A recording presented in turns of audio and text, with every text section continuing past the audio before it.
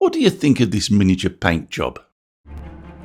Biff, pow, zap, clunk, clunk, ouchie. Hey guys, right now you're possibly thinking, nah, nothing special, I could do better than that. Or maybe, wow, there's a lot of detail there, I could never paint like that, it must take days. Well, if you're the first one, then admittedly, this video isn't for you. But if you're the second, you're so wrong. This is genuinely the fourth time I've painted like this, and it's so easy. Uses only 6 colours and takes minutes.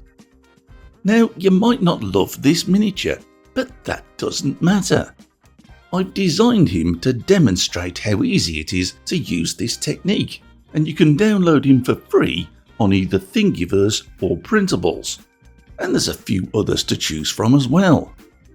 If you don't have access to a resin printer, Google printing services in your area. It's a very competitive business, so printing this little guy shouldn't cost much at all. To begin with, I've primed him with a black spray, though you could brush paint in black if you prefer. The head isn't glued on yet, as it will be easier to paint it separately. You'll need a small dry brush. These rounded sort work great. I'm starting with this light skin paint, though you could use any similar colour. After my Slapchop intro a couple of weeks ago, a viewer kindly wrote in and suggested that I don't use paper when dry brushing, but use a surface that doesn't pull moisture from the paint. I'm always happy to listen to advice, so today I'm going to be using the back of this Wham Bam aptly named Slap Mat, as it's made of silicone. But you could use anything that's not absorbent, such as glass or plastic. I'm dabbing a little paint from the pot onto the mat, using a crappy old brush, not one of my best ones. The dry brush is just teased into the edge of the paint. Don't saturate or overfill it. Then the paint is worked well into the bristles. Next, move the brush around and try and remove 95% of the paint. That's why it's called dry brushing. I'm using the back of a mini base here to test the brush. There's hardly any paint coming off, and that's perfect. Now, initially, I'm going to stroke downwards only. I'm trying to simulate where the light would hit and create light spots and shadows. It may look like I'm going up and down, but at this point I'm only touching ever so lightly on the downstrokes. With hardly any pressure, I start at the very top and work down the model.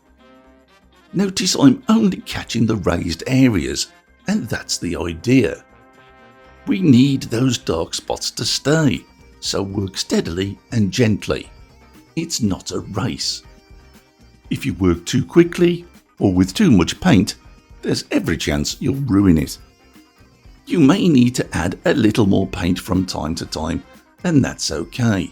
Just start at the brighter spots and then work down. When you reach a point where it feels like there's nothing coming off the brush, you can risk a few side-to-side or circular motions, and this will help edge highlight all the raised sections. I much prefer a small brush as I can control the paint better. Some folks favour a large brush as it covers faster, but I think you can lose control. But the choice is yours. Believe it or not, right now I'm creating all the exciting details that make this painting pop. Just don't kill the dark areas and don't worry about everything being a uniform colour. We want variations in shades and tones. And that's one coat of the light skin. It looks a little scruffy and patchy, but you can see how the light and shadows really bring the details out. The head gets exactly the same treatment. Just keep very little paint on the brush and work lightly from top to bottom. Again, when there's hardly anything coming off the brush, you can risk circular and side-to-side motions, particularly in those areas that are going to be in constant shadows, like under the chin. He's getting there. Now I'm going to do the same thing again using exactly the same colour, but I'm only trying to cover maybe 80% of what I covered before.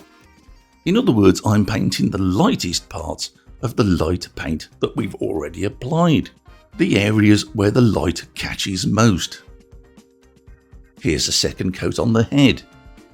With almost nothing coming off the brush, I can risk circular motions to pull out the edge details.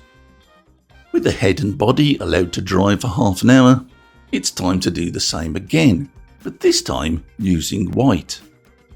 It might be hard for you to see the white going on, and that's because it's going on so thinly.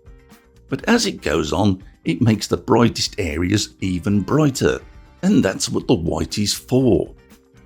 Lighten the lightest areas, but maybe not as thoroughly as you did the coat before. We're trying to build up variations in tones. Leave things half an hour to dry, and then comes the fun part. I think you'll agree this base is perfect, every bit as good as you might get in a kit. Rather than buy bases, print your own. If designing isn't your thing, on my Etsy store I sell these bases cheaply. You get all these sizes at one low fee, but do remember it's the STL files you're buying, not the bases. I also do some flagstone bases, as well as industrial futuristic ones. This is Mantis Warrior Green, a contrast paint by Citadel. It's so thin it will let all the light and dark areas shine through it. So go mad and paint everything except the gloves, boot and belt areas. Use a small brush for best control, and remember, don't lay this on thick. Move the contrast paint around and don't let it pull in the recesses. People have asked me why these characters don't have trousers. Well, the orcs of Fogland are a strange breed. Fiercely proud of their shiny codpieces, they typically wear nothing else other than a stout pair of boots and their favourite polishing gloves. Even their armour is skimpy. Bogland orcs generally stare across the battlefield, locking eyes with their foe and polishing their codpieces with great enthusiasm. This alone is usually enough to disturb the enemy. If you do overspill paint into another area, like I usually do, just let it dry and then carefully paint it over later with white or light skin.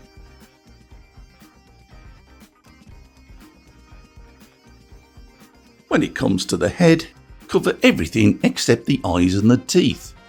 Don't rush it, just relax and enjoy doing it.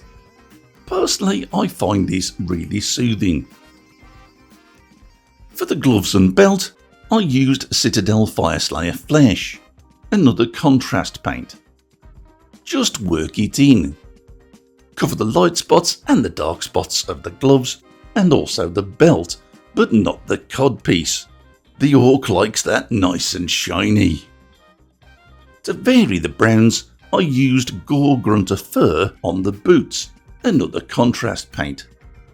It's a little deeper and richer, but a nice variation. You can leave the codpiece alone, and maybe you should, because it already looks like a shiny metal. But I've decided to mix up a very thin light grey. It really is thin and watery, and I'll add a couple of light coats on the very bottom. Let things dry for half an hour and then glue the head on. And you can call that finished if you like. It's certainly not everyone's thing. Some people won't like this style, but I think it's stupidly easy to do and I love the effect it creates. Now, you don't have to do this, but I like to use a nice bright yellow and then very gently dry brush the top of the head, making those lumps and bumps pop out. Don't get too carried away, but you can add the odd highlight here and there if you feel adventurous. And there you have him, a free and very easy miniature to paint, using the Slapchop technique. For me, it's simple and yet it feels organic. I'm convinced if Bob Ross had ever painted miniatures, this would have been the technique that he used. I hope you enjoyed this demonstration, guys. It certainly helped me chill and get back into painting, and I hope it can do the same for you. So take care, and thanks for watching.